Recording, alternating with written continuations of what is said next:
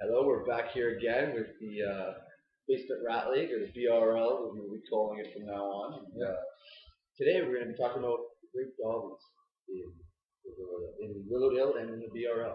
Yeah, well, there's a lot of them. I think the first real derby, which we'll leave for last because it was the best derby. This is crazy. It was the El Clasico, as we called it. It was Ernesto and Daniel Mungo, but we'll leave that for the end because that was the best. The Coppola derby between Daniel and Ernesto. Two teams that Ernesto, who was absolutely one of the best players in this league for sure, and Daniel Coppola, who really everybody thought, okay, in 2011 he ended up finishing ninth, but because of a technical rule, he ended up getting the eighth spot and lost the first round to me. But we all thought, okay, he's not going to get lost. Surprisingly, he was battling for fourth during the season, ended up finishing sixth, getting knocked out. Respectable sixth. Yeah, respectable sixth. He did beat Ernesto once that season too, helping him with his misery to not make the playoffs. But the Coppola Derby, they've been playing a lot at home. Daniel seems to have a lot of wins in the exhibition games. The edge, frustrating Ernesto. Yeah. Sexually. Yes, of course, sexually. But Daniel and Ernesto, obviously they're brothers between the two. After the game, it's pretty heated. Daniel doesn't like to lose. Ernesto doesn't like to lose. They're two guys who go out there, so they want to win, and they think they're better than each other. So it's always usually good when brothers play against each other. And which will bring us to the next team, the Ketamina Derby. That's only been for one season. There will only be one season, but that was a pretty a big rivalry because the two of them. They always used to play at home and practice against each other, and then the first real game, which ended up being disappointing, 0-0 draw. If you remember, That's typical. Andrew can't score, and Cheech can't score, but can defend. Yeah, Cheech, one of the best defenders in the league, but he absolutely cannot. For a ton of time, he just disappears, though. Yeah, two of them. I believe Joe Franco won the second one in a 1-0 game. Joe Franco tied in 1-0 wins. Very well known here. But Andrew definitely showed, like, he just sometimes out of the blue. We saw it against Michael D in that 6-3 loss he had, but the three goals were just magical. Crazy. It is just one of the craziest games they have been part of. I think there were about 10 or 15 people in that basement that game. And there was one point where he scored to make it 3-3 or 4-3 after being down 4-1. Yes.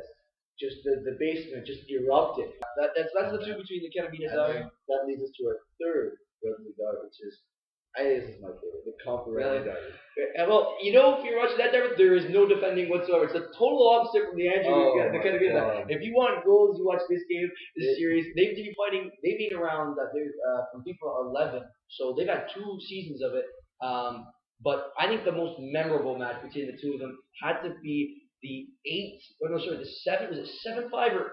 He said it was 7-5 win. It wasn't 7-5. It was 7-5. I remember a 4-4 game. No, 8-1, 7-5 in the second season.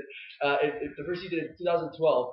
You may be right, but I will have to check the archive. Yes, and I've never seen so many goals go in. It went back and forth, The 8 finally won the game. In the first real season we ever had, we were 7. One of the biggest upsets in playoff history is beating Parsa. Parsa winning game 1 and losing 2 and 3 to get eliminated. One of the big issues with that I had was the first game we played was wasn't really official, but I won the game and I decided to scrap it.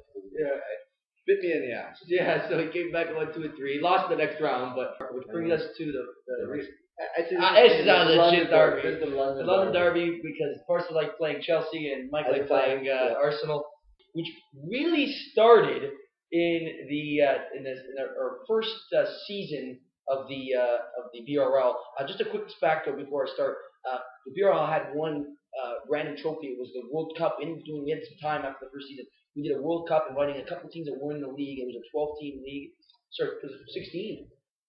16 was it? Yes, it was 16. A 16-team league. We invited 4 teams that were not in the BRL to come in. The first 2012 playoff season, and I still remember this.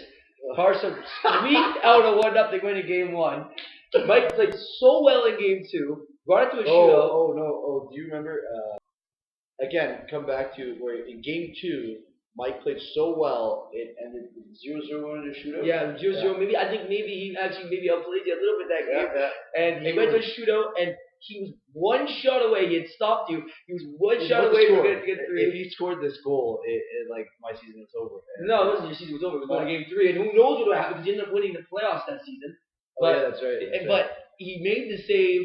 He ended up going one more shooter. Mike got stopped. He scored and knocked the Mike out. So Mike thought he was justified robbed the game too. And we all, what do the profiles do about Mike? It's probably the nicest man in the BRL, the most accomplished man in terms of life. Well, we're all bums. You would never hear a man like this. You would never think he would get angry.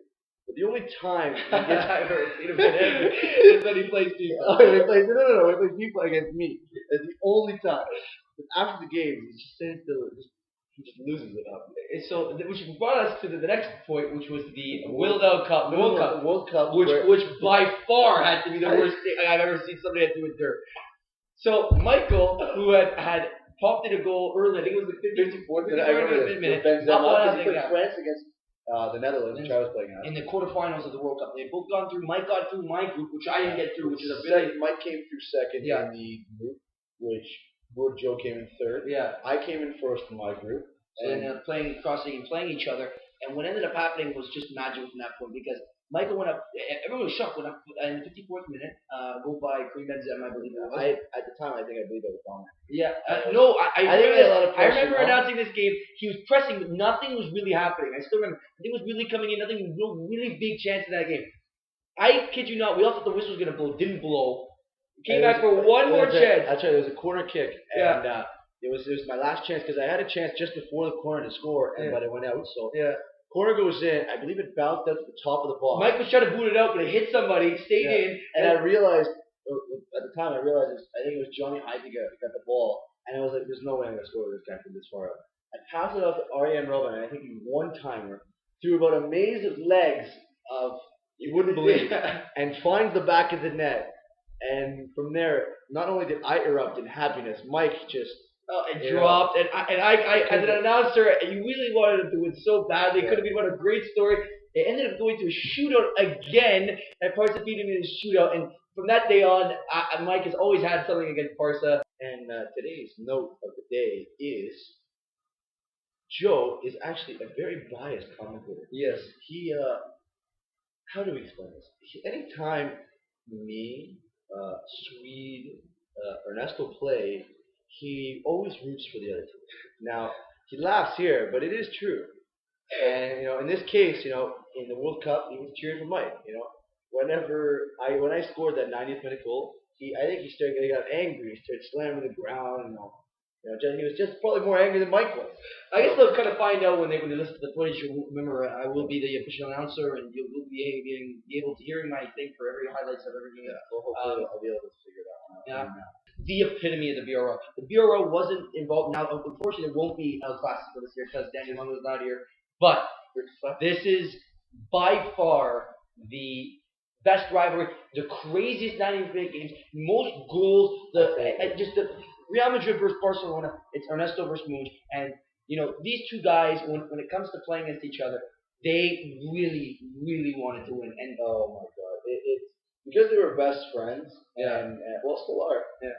And it stemmed from Real Madrid, Barcelona, the friendship. Then in the second, third season, that's when it began. The regular season, there's 2 games, and it was crazy. Yeah, it was just insane. You would start from the World Cup where. The first playoffs in the first ever season, where 4 versus 5, Ernesto versus Moon, where everybody thought, everybody thought, 3 versus 6, or it doesn't matter, 3 versus 6, 4 versus 5. Moon, we all thought, Ernesto's gonna beat him down 2 games, see you later. We thought that point. Wow, was we ever wrong in that? Didn't he beat him? First game was like 5-2 or something like that. They were both pretty big, 2 or 3 goal blowouts for Moon. Gotta check the And I remember just looking at Ernesto after the game, and he just didn't say anything. He walked and went home. He just left and went home. The biggest one was probably the World Cup, where the first game was in Moon got the higher seed in the World Cup in the groups. So the first game was at the Camp Nou, where I believe Ernesto was up 4-2, and they tied up 4-4. Yeah. 4 away goals. Like, you can't do that. You just can't expect to win. Yeah. And it was crazy. Just back and forth, back and forth. And I remember Moon scored hit a post in the 90th minute on top of that. Yeah. Oh my God. So Ernesto got out of there with a was it the win? No. In the second game, he ended up losing 2-1. Yes, yes, and I remember Moon scored in the 88th minute, and then Ernesto curled one in the 92nd, hit a crossbar, Oh my God, and the whole place erupted, and Ernesto just couldn't believe I it. was watching that game. Holy. But anyways, like we said, that's the Derbies basically going on to the season. We'll give a little quick, full profile basically on who the actual what guys are. We'll do a profile throughout the season. I don't think we'll do it right away. Just maybe one at a time. I mean, time to sit someone down. And, Just a review of who they are and what they've done. go over them. Give you guys a taste of it. Here's going to be a link right here. We'll put it right here just to watch the previous videos. If you don't know, there's some great footage in there. Some good saves, really big saves too, good goals. From the previous 2 seasons. But subscribe, follow us, and the season will be starting in the next week. Follow the season. I personally think I've never heard anybody, and we live in Toronto. I don't think anybody has a league as big as we do of just guys, buddies, and legitimately keep track of goals, highlights, announcing.